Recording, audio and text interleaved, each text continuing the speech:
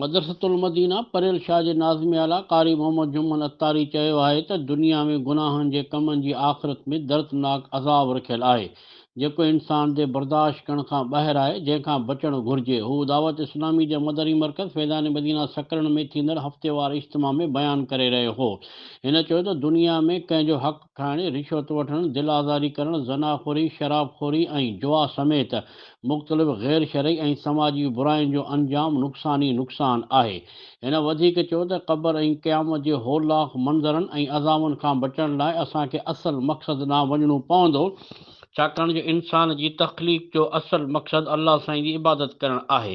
हिन इहो बि चयो त पंहिंजी ज़िंदगीअ खे अलाह ऐं अलाह जे रसूल जे फ़रमाननि मूजिबि गुज़ारणु घुरिजे, जंहिंजे लाइ दावत इस्लामी जे मदनी माहौल खे अपनाइणु घुरिजे, जिते दीन जो बुनियादी रूह समुझायो ऐं सेखारियो वञे थो।